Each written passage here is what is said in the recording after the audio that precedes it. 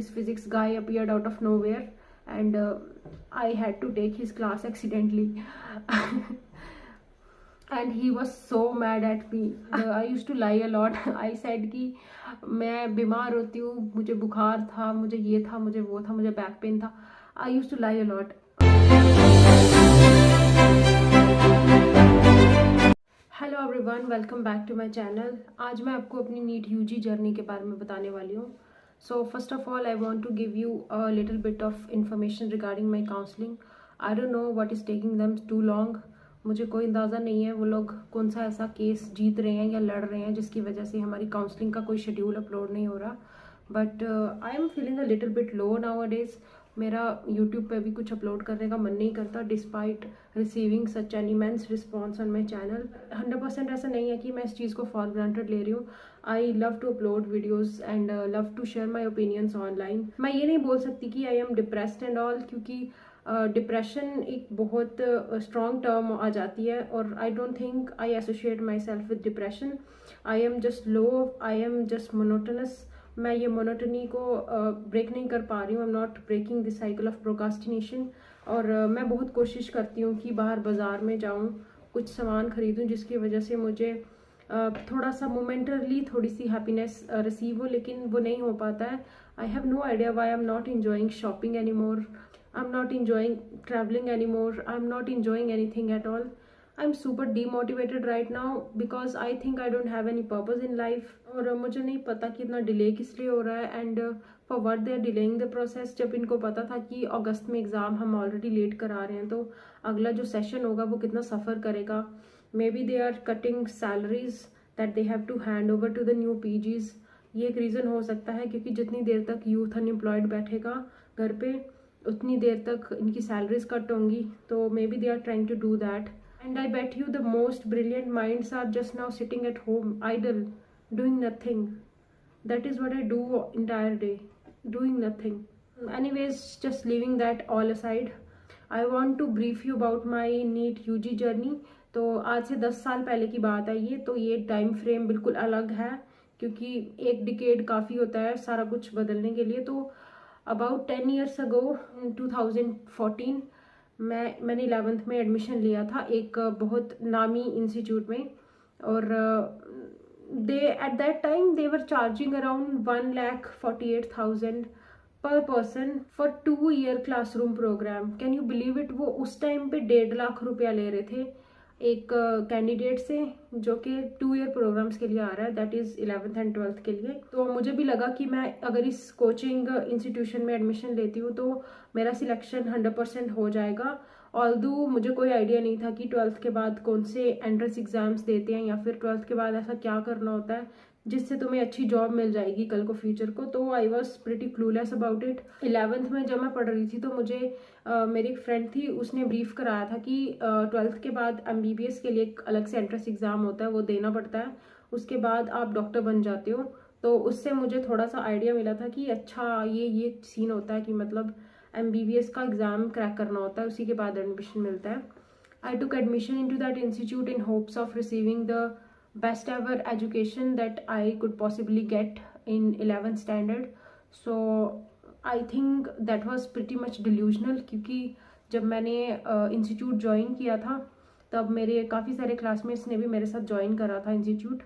और मैं तो यही होप कर रही थी कि इसके बाद मेरी लाइफ ट्रांसफॉर्म हो जाएगी, बिकॉज ऑब्वियसली हम इतना ज़्यादा पैसा दे रहे हैं इंस्टीट्यूट में, तो क्वालिटी एजुकेशन तो एक्सपेक्ट करते हैं ना उस इंस्टीट्यूट से. But the things turned out to be very untrue, because मुझे वहाँ का फिज़िक्स कभी समझ नहीं आया. मैंने जैसे जैसे इंस्टीट्यूट जाना शुरू किया तो शुरुआत में तो सब ठीक था, नॉर्मल था, क्योंकि शुरुआत का जो इंट्रोडक्टरी फिज़िक्स था वो मैंने स्कूल में 1-2 बार लेसन से पढ़ लिया था.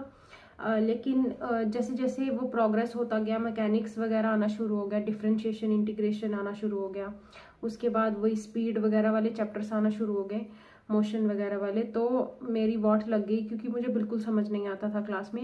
And the person who used to teach us physics at that institution just used to write that thing on the blackboard and he used to dictate us. मतलब वो खाली बोर्ड पे लिखाता रहता था और साथ में रीड आउट करके हमें सुनाता रहता था कि मैंने ये लिखा है, dv/dt = डैश डैश डैश. और मुझे कभी समझ नहीं आया, आई हैव नो आइडिया कि क्या चक्कर था। और मेरे जो साथ में काउंटर पार्ट्स थे उनको भी कभी समझ नहीं आता था। तो physics faculty really really did me dirty. जबकि मेरे जो सीबीएसई के कुछ दोस्त थे और वो उनका सिलेबस थोड़ा स्कूल में जल्दी चलता था, तो उनका ट्यूशन से पहले ही सिलेबस चलता था, तो उनको समझ आ जाता था वो चीज़, क्योंकि उन्होंने ऑलरेडी स्कूल में काफ़ी प्रैक्टिस करा होता था। उनके एग्ज़ाम वगैरह भी बहुत जल्दी हो जाते थे, तो उनके स्कूल में वैसे भी उनको बहुत सीरियसली पढ़ाया जाता था हर एक टॉपिक। तो उनकी वजह से उनको थोड़ा एज रहता था कि उन्हें ट्यूशन पे इतना दिमाग दौड़ाने की ज़रूरत नहीं पड़ती थी। And whenever I use to talk to any CBSE guy out there, उनको यही लगता था कि he is the best teacher and he was teaching the best. पर मुझे नहीं पता, हमें स्टेट बोर्ड स्टूडेंट्स को कभी समझ नहीं आया कि what was he teaching exactly. He was just reading out from a blackboard. उसके बाद he use to insult us all the time कि तुम स्टेट बोर्ड वाले स्टूडेंट्स हमेशा स्लो लर्नर्स होते हो, और तुम्हारा जो स्टेट पीएमटी एग्ज़ाम होता है उसका भी कोई लेवल नहीं होता। तो this were all the disgusting things he use to tell us all the time. But मैं अपने आप को, मतलब मैंने कभी फॉल्ट नहीं दिया उस चीज़ के लिए, बिकॉज आई न्यू कि मेरा प्रॉब्लम नहीं है ये, because I was putting so much of hard work and so much of effort into it, लेकिन फिर भी मुझे रिजल्ट्स नहीं मिल रहे। तो ऑब्वियसली ना मेरे को समझ ही नहीं आ रहा, कंसेप्ट ही नहीं है मुझे, तो मैं इतना मुश्किल सब्जेक्ट फिजिक्स कैसे टैकल कर पाऊंगी। तो उसके बाद जो केमिस्ट्री टीचर था, he was all right, but he use to concentrate so much of time into just one chapter कि उसके पास लास्ट में टाइम ही नहीं बचा था चैप्टर्स कंप्लीट कराने का। I remember he completed S block and P block in just 1 hour at the end of the session, क्योंकि उसके पास समय नहीं बचा था कंप्लीट कराने का, क्योंकि आई थिंक उसने 2 या 3 महीने मोल कंसेप्ट वाले चैप्टर को ही दे दिए थे, जो कि केमिस्ट्री का first chapter I think 11th में। तो वो ही चीज़ हम मोल कंसेप्ट ही 3 महीने तक करते रहे। मुझे नहीं पता ऐसा क्यों था, लेकिन फिर मुझे किसी से एक्सप्लेनेशन मिला कि तुम लोग बैच नंबर 6 में थे, इसीलिए शायद ऐसा हो रहा था कि आपको अच्छे से समझ नहीं आ रहा था, या फिर आपका सिलेबस काफ़ी लैग कर रहा था, क्योंकि जो बैच नंबर 1, 2, 3 में थे उनका तो सिलेबस अच्छे से ख़त्म हुआ है और उनको टीचर्स भी काफ़ी अच्छे दिए गए थे। तो मुझे नहीं आइडिया कि मे बी ये बात सच हो या नहीं। Anyways, the biology faculty was really good. However, मुझे कभी कोई कंप्लेन नहीं हुई बायोलॉजी फैकल्टी से। इसके अलावा एक और रीज़न था जिसकी वजह से हम सफ़र करते थे, that was they had this 3 और 4 days classroom programme in whole week. तो सिर्फ 3 या 4 दिन ही क्लासेस होती थी एक हफ्ते में हमारी। तो आई रिमेंबर मेरी क्लासेस जब होती थी तब सैटरडे को वो लोग टेस्ट लेते थे, ठीक है। तो जो 1.5 घंटा होता था ना सैटरडे वाला, वो शुरुआत का वो टेस्ट में चला जाता था। उसके बाद जो सेकंड पीरियड होता था ना, तब हमें पढ़ाया जाता था। उस टाइम पे कोई टेस्ट नहीं होता था। अगर एवरेज निकालोगे तो I think they were just contributing 3 hours per week to each subject, क्योंकि 2 पीरियड्स केमिस्ट्री के होंगे, 2 बॉटनी के, 2 जोलॉजी के और 2 होंगे आपके फिजिक्स के। Do the math, I don't think so कि 3 आवर्स पर वीक पढ़ा के आप सिलेबस का भी कंप्लीट करा सकते हो। तो कोई स्ट्रैटेजी नहीं था ऐसा उनका। They were just moving along the boat, जैसी जैसी उनकी गाड़ी चल रही थी वैसी वो चला रहे थे। But they were very very religious about taking their test. और टेस्ट जब होते थे तो I always use to underperform. मेरा कभी कोई टेस्ट अच्छा नहीं गया आज तक, हमेशा मेरा रैंक बहुत लो आता था, मार्क्स बहुत कम आते थे। ऑब्वियसली बॉटनी और जोलॉजी तो मैं कर लेती थी, केमिस्ट्री भी कर लेती थी, लेकिन फिजिक्स में तो मैं बिल्कुल ही 0 अंडा थी। मैं एक चीज़ सोचती हूँ कि अगर आप इतना पैसा ले रहे हो, इतना एक्सेसिव अमाउंट ले रहे हो स्टूडेंट से, और कितना बंदे ने हार्ड अर्नड मनी अपना दिया होता है इन बड़े बड़े कोचिंग सेंटर्स में, लेकिन आप क्या ये क्वालिटी ऑफ एजुकेशन एक्सपेक्ट करते हो?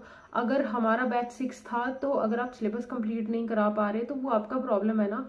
उसमें हमें क्यों घसीट रहे हो कि तुम लोगों ने लेट ज्वाइन किया इसीलिए हुआ? क्योंकि पैसा तो हम बराबर दे रहे हैं ना। या तो हमारा पैसा आप कम कर दो कि ठीक है हम आधा सिलेबस ही करा पाएंगे, तो ठीक है आप 1.5 लाख की जगह 75,000 दे दो। पैसा भी उनको पूरा लेना है, नेगोशिएट बिल्कुल नहीं करना है, लेकिन बाद में ऐसी सर्विसेज देनी है। और वो ज़माना भी ऐसा था कि there was no internet, there was no YouTube, किसी के पास इंटरनेट होता ही नहीं था। सोने के भाव पे तो इंटरनेट मिलता था उस ज़माने पे, तो कोई फीडबैक भी नहीं दे पाता था अपना, ठीक है। तो इसी चक्कर में मैंने 11th जैसे तैसे निकाली, लेकिन लास्ट में जब मेरे स्कूल के एग्ज़ाम्स आए फाइनल, तब मैं फंस गई, क्योंकि मेरा फिज़िक्स बिल्कुल ब्लैंक था, मुझे कुछ नहीं आता जाता था। तो मैं सोच रही थी कि ठीक है स्टेट बोर्ड है तो कर लेंगे कुछ ना कुछ करके, पर वो चीज़ कभी रिकवर नहीं हो पाती, मुझे पता है। तो मेरी इतनी नौबत आ गई थी कि I might fail the exam, मेरी इतनी गंदी हालत हो गई थी। तो भी मैं फिज़िक्स पढ़ रही थी, वो मैं स्कूल से पढ़ रही थी। हमारे स्कूल में स्ट्रेटेजिकली एक फिज़िक्स टीचर थे जो बहुत अच्छी फिज़िक्स पढ़ाते थे, तो उन्हीं की वजह से मैं थोड़ा बहुत रिकवर कर पाई। अब मैं बात बताती हूँ कि ट्यूशन का मैं उस टाइम क्या कर रही थी। मैं स्कूल से मुझे अराउंड 1 बजे छुट्टी हो जाता था और 4:30 बजे से लेके 8 बजे तक मेरी ट्यूशन होती थी। तो मुझे घर से अबाउट 1 घंटे का बस राइड लेके ट्यूशन जाना पड़ता था। आते आते 9 साढ़े 9 बज जाते थे due to traffic and all. तो मेरे पास बिल्कुल टाइम नहीं बचता था टू प्रैक्टिस MCQs और टू रिवाइज द सिलेबस, लेकिन मैं फिर भी थोड़ा बहुत रिवाइज करके उसको सोती थी। लेकिन फिर भी द प्रॉब्लम वाज दैट कि मुझे कोई स्ट्रेटजी नहीं थी कि कैसे पढ़ना है, कितना पढ़ना है और मैं किस चीज़ के लिए पढ़ रही हूँ। मुझे कोई पर्पज़ ही नहीं था लाइफ में। पर से मुझे याद है कि तब फेसबुक मेरे पास होता था फ़ोन में इंस्टॉल्ड, तो मुझे नया नया फ़ोन मिला हुआ था घर से। इट वॉज अ QWERTY की फ़ोन, जिसमें सारे बटन वाला फ़ोन होता है ना, जिसमें सारे कीपैड्स होते हैं। तो वो वाला फ़ोन था मेरे पास, उसमें मैंने फेसबुक इंस्टॉल कर रखा था। And I was so much addicted to Facebook कि मैं हमेशा इंटरनेट पे फेसबुक चलाती रहती थी। तो I was damn addicted to it. मतलब आज के ज़माने में मुझे कोई एडिक्शन नहीं है सोशल मीडिया ऐप्स का, लेकिन उस ज़माने में मुझे बहुत ज़्यादा एडिक्शन था। मुझे नहीं पता क्यों, मे बी इसलिए क्योंकि जो चीज़ आपको कम क्वांटिटी में मिल रही है उसमें वो आपके लिए ज़्यादा मिस्टीरियस हो जाती है और आप ज़्यादा उस चीज़ के साथ अडिक्ट होते हो जितनी ही कम क्वांटिटी में आपको वो चीज़ मिलती है। सो एक ये बहुत बड़ी डिस्ट्रैक्शन बन चुकी थी, क्योंकि I was always talking to random people on Facebook and it was literally harming my studies. और बहुत ज़्यादा डिस्ट्रैक्शन मैं फेस कर रही थी इस दौर में। स्कूल जाना भी एक चोर बन गया था, क्योंकि सुबह 8 बजे उठ के 1 बजे तक छुट्टी होती थी, फिर 2-3 बज जाते थे घर आते हुए। फिर उसके बाद फिर से फ्रेशन अप होके ट्यूशन जाओ। तो ये बहुत बड़ा चोर लगता था मुझे स्कूल जाने का। और स्कूल में भी मेरी chemistry teacher was not the best one. So chemistry तो खज्जल ही खज्जल थी। और ट्यूशन में भी मैं बस यही कर रही थी कि I was spending time with my friends in the park. हम पार्क में झुंड बना के बैठ जाते थे सारे लोग और बस गप्पे मारते रहते थे 24 घंटे। जो भी मेरे हाई स्कूल फ्रेंड्स थे, हम सभी ने ग्रुप बनाया होता था और हम लोग बस गप्पे मारते थे और कुछ नहीं करते थे। और एकेडमिकली भी हम सेम ही लेवल पे थे, कोई फ़र्क नहीं था हम सब में। हम लोग सेम ही प्रॉब्लम्स फेस कर रहे थे। बट द थिंग वाज कि मैं उस चीज़ को एंजॉय कर रही थी। In on Sundays I use to go with this friend and हम ट्यूशन के बाद मोमोज खाने चले जाते थे और काफ़ी देर तक हम वहीं सिटी एरिया में घूमते रहते थे। I was totally detached from my studies, 100% distracted. कोई गोल्स नहीं है माइंड में। I had no purpose in life. और मुझे नहीं पता कि मैं इतना ज़्यादा मैंने फॉर ग्रांटेड लेना चीज़ों को कब स्टार्ट कर दिया था। But in 11th I was dealing with hard core internet addiction. तो जब 11th स्टैंडर्ड मेरा ख़त्म होने पे आया तो फिर मुझे पता चला कि no, I have messed up big time. मैंने बहुत ज़्यादा लाइटली ले लिया इन चीज़ों को। Just because I scored 96% in my 10th exam does not mean that I was going to repeat the same in my 11th and 12th standard. मेरा exam भी पास नहीं होने वाला, मुझे ऐसे लग रहा है। एक दिन मैं बैठी हुई थी ऐसे ट्यूशन पे अपने फ्रेंड्स के साथ and that was the time I was lying a lot to the institute people, क्योंकि मुझे नहीं रहना होता था कि मैं बैठ के फिज़िक्स पढ़ते रहूँ वहाँ पे उनकी, जो कि मेरे दिमाग से बिल्कुल ऊपर बाउंसर जा रही है, मुझे समझ नहीं आती थी। तो I use to cut that time and I use to go early at home so that I can study something else. तो मैंने ऐसा करना शुरू कर दिया था अबाउट मिड सेशन में ही। आई रिमेंबर कि वो अक्टूबर नवंबर के दिन थे। That was very cold back then. और I use to make fake sick calls to my parents at home कि मैं बहुत बीमार हूँ, I can not attend the next lecture, please let me go home. तो मैं रिसेप्शनिस्ट के पास जाती थी बहुत बार और फेक सिक कॉल्स कराती थी अपने घर वालों को। And I use to call my dad all the time कि मुझे आके पिक कर लीजिए प्लीज़, मेरे पेट में बहुत दर्द हो रही है, मुझे फीवर फील हो रहा है, या फिर हम गेटिंग ए हेडेक, कुछ भी बहाना करके मैं अपने पापा को वहाँ बुलाती थी इंस्टीट्यूट में and I use to leave for home. क्योंकि मुझे लगता था कि यार 8 बजे 9 बजे घर पहुंचूंगी तो क्या फ़ायदा, इससे अच्छा तो ये है ना कि 6 बजे घर पहुंच के मैं कुछ कोई और सब्जेक्ट पढ़ लूँ अच्छे से। इस फालतू की फिजिक्स पढ़ने से तो अच्छा ही है ना, जो बिल्कुल दिमाग से मेरे बाउंसर जा रही है, मुझे समझ ही नहीं आ रही। तो मैंने ऐसे ऐसे टाइम बचाना शुरू कर दिया। मुझे याद है कि एक बार मैं ट्यूशन पे बैठी हुई थी and eight that time I remember you कि मैंने फिजिक्स के लेक्चर्स बिल्कुल स्किप करना स्टार्ट कर दिए थे। तो जो ये फिजिक्स वाले टीचर थे, इनका मुझे फेस देखे ही पता नहीं कितने ज़माने हो गए थे, तो मैं इनकी क्लास में ही नहीं आती थी। तो एक दिन मुझे याद है कि मैं ट्यूशन में बैठी हुई थी एंड मुझे बाय मिस्टेक फिजिक्स वाले टीचर्स का लेक्चर अटेंड करना पड़ गया था गलती से। आई थिंक कि पहले बॉटनी का लेक्चर होना था, लेकिन this physics guy appeared out of nowhere and I had to take his class accidentally and he was so mad at me. I can't even tell you, he was super mad at me. He was like, तुम कहाँ होती हो, तुम बीमार तो पिछले 5 सालों से चलती आ रहे हो, तुमने तो कभी मेरी क्लास ही अटेंड नहीं की है, तो मैं तुमसे क्या बात करूं। मतलब he use to insult me so many times कि मैं इतना एबसेंट क्यों होती हूँ उसकी क्लास में। And I use to lie a lot. I said कि मैं बीमार होती हूँ, मुझे बुखार था, मुझे ये था, मुझे वो था, मुझे बैक पेन था। I use to lie a lot to him, sadly unfortunately. उसका भी यही काम बन गया था कि he use to pick me up and made me stand up in the class and insult me in front of others and this thing embarrassed the shit out of me at that time. Insults वगैरह बहुत ज़्यादा face करने के बाद one fine day I finally decided कि आई will no longer come to that institute. बस बहुत हो गया, अब इस कोचिंग सेंटर में आने का कोई भी फ़ायदा नहीं है।